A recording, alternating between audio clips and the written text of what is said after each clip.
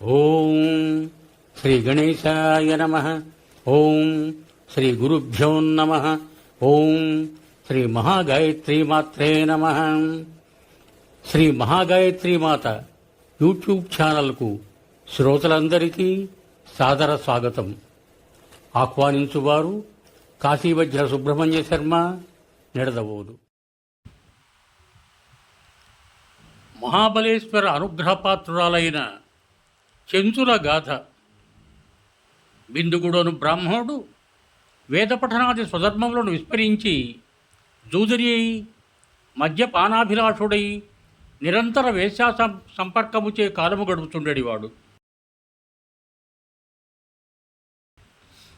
బిందుగుని భార్య చెంచుల యవ్వనవతి. భర్త నిరాదరణను భరిస్తూ కొంతకాలము తన సౌశీల్యమును కాపాడుకున్నది. కానీ యవ్వన సహజమైన కామబాధను ఎంతో కాలము నిగ్రహించుకోలేక పరపురుషులతో వ్యభిచరించసాగింది.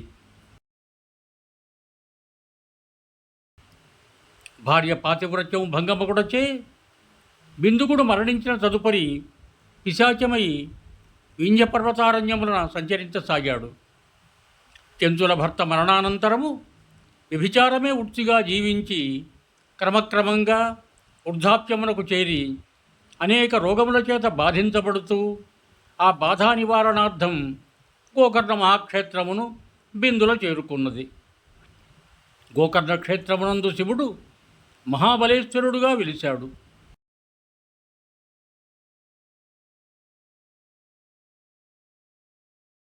చెంచుల ఆ పుణ్యక్షేత్రమునందు గల పుష్కరిణీయందు స్థానమాచరించి పుణ్యపుష్కరిణీ తీర్థమును స్వీకరించిన అనంతరం మహాబలేశ్వరుడిని దర్శించుకున్నది.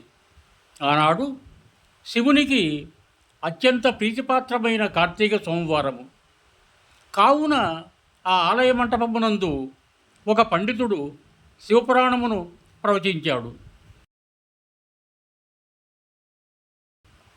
చెంచుల అత్యంత భక్తి శ్రద్ధలతో ఆ శివపురాణమును ఆలకించిన తదుపరి ఆమెకు పశ్చాత్తాపం కలిగి మనస్సునందు వైరాగ్యం ఉదయించింది.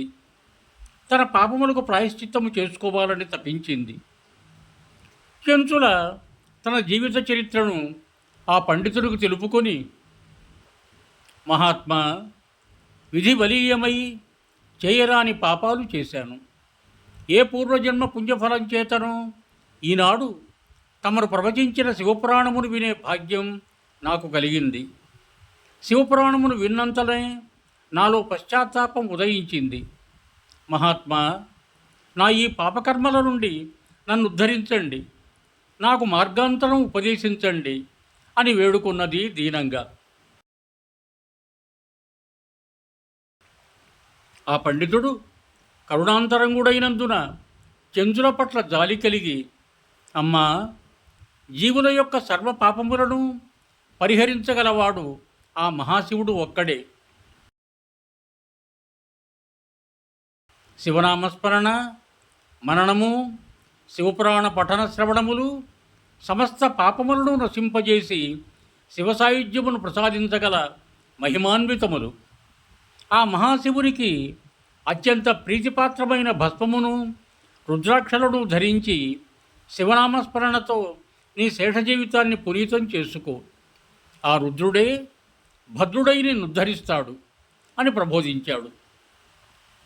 చెంచుల ఆ పండితుడి ఉపదేశాన్ని త్రికరణ శుద్ధిగా పాటించి శేష జీవితాన్ని ఆ పుణ్యక్షేత్రమునందే గడిపి అంత్యకాలమున సునాయాస మరణము పొంది శివలోకమునకు చేరింది.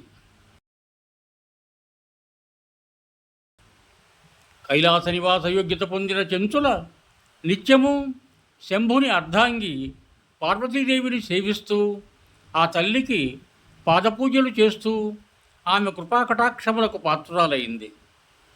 జగన్మాత ఆ దాసురాలి సేవలకు సంతసించి, అమ్మా చెంచుల, నీ భక్తి ప్రపత్తులు నాకు అమితానందమును కలిగించాయి. నీకు ఏదైనా అభీష్టముంటే చెప్పు, తీరుస్తాను అని అనుగ్రహించింది. చెంచుల భక్తి ప్రపత్తులతో చేతులు జోడించి, తల్లి లోకపావని, నీ సాన్నిధ్యమును నీ పాదసేవా భాగ్యమును పొందిన నాకు ఇంతకు మించిన అభీష్టము కోరిక మరేముంటుంది తల్లి.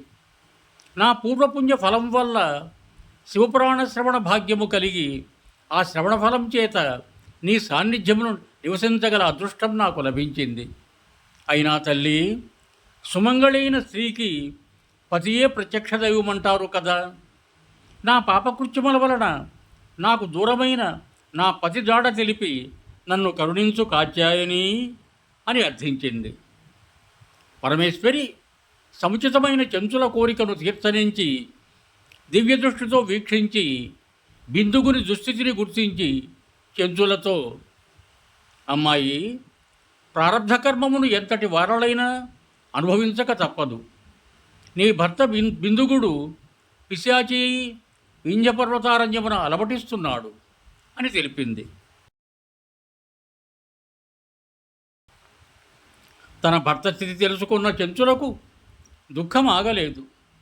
తన నీతిబాహ్య ప్రవర్తన వల్లనే తన పతికా దుస్థితి సంప్రాప్తించిందని విలపిస్తూ, తల్లి జగజ్జనని, మగువల మాంగళ్య భాగ్యమును కాచిబ్రోచడి మంగళగౌరి, దయామయి, నా వంటి అభాగినులకు నీకన్నా దిక్కు వేరెవరున్నారమ్మా.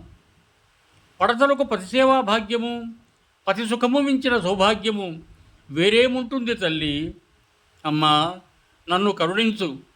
నా భర్తకి శాపవిమోచనం కావించి నా వద్దకు చేర్చి మీ ఆది దంపతుల పాదసేవా భాగ్యమును మా దంపతులకు అనుగ్రహించు తల్లి. అమ్మా, మాకు నీవే దిక్కు, కృపచూడుమమ్మా అంటూ అమ్మవారి పాదాలు పట్టుకొని విలపిస్తూ దీనంగా ప్రార్థించింది చెంచుల. అమ్మలగన్నయమ్మ, ముగురమ్మల మూలపుటమ్మ అయిన ఆ దయామయి హృదయం చెంచుల ప్రార్థనలకు దీనాలాపాలకు కరిగిపోయింది. ఆ తల్లి తన భక్తురాలిని అనునయిస్తూ, అమ్మాయి, విచారించకు. శివపురాణ శ్రవణము సర్వ పాపహరణము, మహాపుణ్యప్రదము. పిశాచరూపుడైన నీ భర్తకు శివపురాణమును వినిపింపజేసి అతనిని పాపముల నుండి, పిశాచరూపము నుండి విముక్తుడిని గావించి నీ చెంత చేరుస్తాను అంటూ అభయమిచ్చింది దేవి. ఆ తల్లి అభయప్రదానమును పొందిన చెంచుల ఊరడిల్లింది. అంతట జగన్మాత స్మరణమాత్రం చేత గానగంధర్వుడైన తుంబురుని ప్రత్యక్షంగా గావించి ఆ కార్యభారమును నెరవేర్చమని ఆనతిచ్చింది. దేవి ఆజ్ఞను తలదాల్చిన తుంబురుడు తక్షణం వింధ్యపర్వతారణ్యములకు వెళ్ళి పిశాచరూపుడై ఉన్న బిందుగుని తన మాయాశక్తిచే పట్టి బంధించి అతడికి శివమహాపురాణమును ఆశాంతం వినిపించాడు. శివపురాణ శ్రవణ పుణ్యఫలం చేత బిందుగుడు పాపవిముక్తుడై పిశాచరూపమును చేయించి దివ్యదేహమును దాల్చి భక్తి ప్రపత్తులతో శివనామమును స్మరిస్తూ తుమ్మురునితో కలిసి కైలాసమునకు చేరుకున్నాడు. భర్తను గాంచిన చెంచుల పరమానందము చెందింది. బిందుగుడు చెంచుల దంపతులు పార్వతీ పరమేశ్వరులను దర్శించి ఆ ఆది దంపతుల పాదములను పూజించి తమ కృతజ్ఞతలు తెలిపారు. అనంతరము ఆ దంపతులు శివపార్వతులను సేవిస్తూ శివపురాణ పారాయణము కావిస్తూ వేలాది దివ్య సంవత్సరములు ఆ ఆది దంపతుల సన్నిధానమున గడిపి తదనంతరం భార్యాభర్తలిద్దరూ పరమేశ్వరునిలో ఐక్యమైనారు. యువం భూయాత్. సర్వే జనా సుఖినో భవంతు. ధన్యవాదములు.